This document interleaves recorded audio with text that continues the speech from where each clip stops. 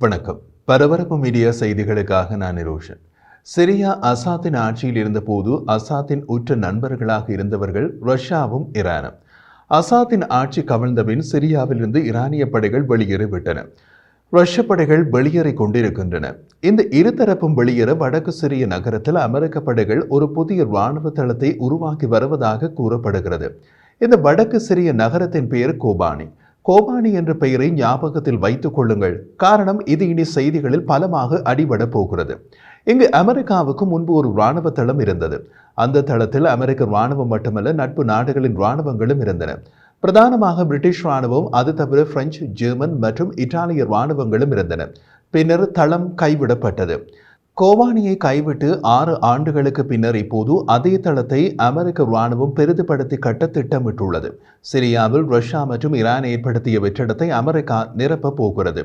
இதில் உள்ள முக்கியத்துவம், சிரியாவின் புதிய ஆட்சியாளர்கள் அமெரிக்கா மற்றும் இஸ்ரேலுடன் கைகுலுக்க விரும்பும் நிலையில் இது நடக்கிறது. குர்திஷ் தலைமையிலான சிரிய ஜனநாயக படைகள் SDF மற்றும் துருக்கி ஆதரவு படைகளுக்கிடையே மோதல்களால் பாதிக்கப்பட்டுள்ள துருக்கி எல்லையில் உள்ளது இந்த நகரம். குர்திஷ் SDF அமெரிக்க ஆதரவு இயக்கம். பஷார் அல் அசாத்தை அகற்றிய பின்னர் புதிய சிரிய அரசாங்கம் நாட்டின் மீது கட்டுப்பாட்டை நிறுவ முயற்சிக்கும் நிலையில் இவை அனைத்தும் வந்துள்ளன. கோபானியை நோக்கி அமெரிக்க துருப்புக்கள் மற்றும் உபகரணங்கள் செல்வதை காட்டுவதாக கூறும் பல காணொளிகளும் படங்களும் சமூக ஊடகங்களில் வெளிவந்துள்ளன. இது ஒரு புதிய சர்வதேச கூட்டணி தளத்தை உருவாக்கும் முயற்சி என்று கூறப்படுகிறது. சிரியாவில் அமெரிக்கா சுமார் 2000 துருப்புக்களை வைத்திருக்கிறது. IS இயக்கத்திற்கு எதிராக நடந்து வரும் போரை தொடர்வதற்காக அந்த படை சிரியாவில் நிலைநிறுத்தப்பட்டுள்ளது. வடகிழக்கு சிரியாவில் SDFின் கட்டுப்பாட்டில் உள்ள பகுதிகளுக்கு சிமெண்ட் கட்டைகளை ஏற்றிச் செல்லும் 50 ட்ரக்களின் வாகன தொடரணி ஒன்றை அமெரிக்க படைகள் கொண்டு வந்ததை மனித உரிமைகளுக்கான சிரிய கண்காணிப்பு அமைப்பு SOHR உறுதி செய்துள்ளது. SOHR ஆர்வலர்கள் அமெரிக்க வாகன தொடரணி அல்காசாக்கா அல்ரக்கா நெடுஞ்சாலையில் அலிப்போவின் கிழக்கே கிராமப்புறத்தில் ஐன் அல் அரப் பகுதிக்கு சென்று கொண்டிருந்த போது பார்த்ததாக தெரிவித்துள்ளனர். ஐன் அல் அரப் பகுதியில் தான் கோபானி இருக்கிறது. அந்த அமெரிக்க வாகன தொடரணியுடன் குர்திஷ் இயக்கம் SDFின் இராணுவ வாகனமும் சென்றது. SOHR அதிகாரிகளின் கூற்றுப்படி ஐன் அல் அரபு பகுதியில் அதிகரித்து வரும் பாதுகாப்பு மற்றும் இராணுவ பதட்டத்தின் வெளிச்சத்தில் அமெரிக்க படைகள் தங்கள் தளங்களை உயர்த்தி புதிய இராணுவ தளத்தை நிறுவுவதற்கான முயற்சிகளின் ஒரு பகுதியாக இது வந்துள்ளது.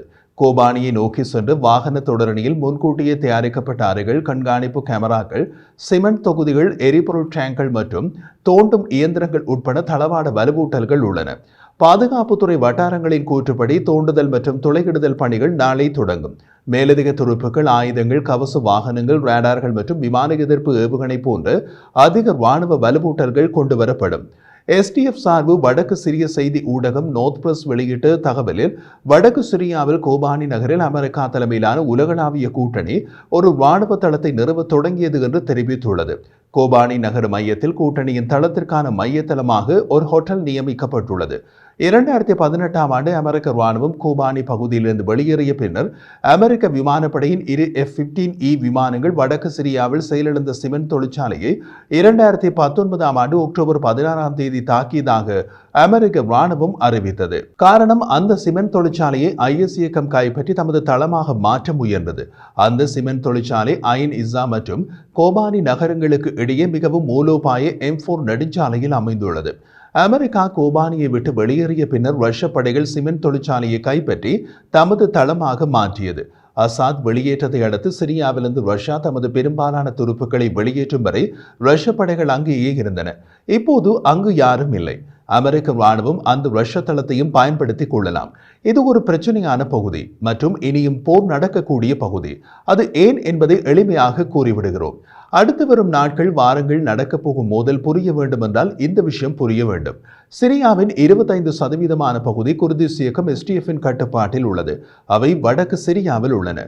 SDF என்பது குர்திஸ்தான் தொழிலாளர் கட்சி அல்லது PKKயிலிருந்து பிரித்தறிய முடியாத இணைப்பு என்கின்றது துருக்கி. துருக்கி வடக்கு சிரியா மற்றும் வடக்கு ஈராக்கில் செயற்பட்டு வந்த PKKயை துருக்கி மட்டுமல்ல, அமெரிக்காவும் தீவிரவாத இயக்கமாக அறிவித்துள்ளது. இருப்பினும் PKK மற்றும் SDF ஆகியவை தனித்தனி அமைப்புகள் என்று அமெரிக்க அரசாங்கம் வலியுறுத்துகிறது. வடக்கு சிரியாவில் SDF மற்றும் துருக்கி ஆதரவு படைகளுக்கிடையே தொடர்ந்து போர் நடந்து வரும் நிலையில் கோபானியில் அமெரிக்க தளம் அமைத்தால் SDFின் கை ஓங்கும். துருக்கி அதை ரசிக்கப் போவதில்லை. இந்த வாரம் கோபானிக்கு தெற்கே உள்ள கார்கோசாக் பாலத்தின் மேல் பறந்த துருக்கி பேராக்டர் TB2 ஆளற்ற விமானத்தை SDF சுட்டு வீழ்த்தியதாக சமூக ஊடகங்களில் காணொளி வெளிவந்தது. கடந்த ஒரு மாதத்தில் இது துருக்கிக்கு எதிரான 3வது தாக்குதல் என்று கூறப்படுகிறது.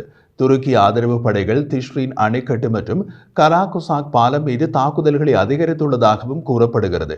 இவை SDFின் கட்டுப்பாட்டில் உள்ள பகுதிகள்.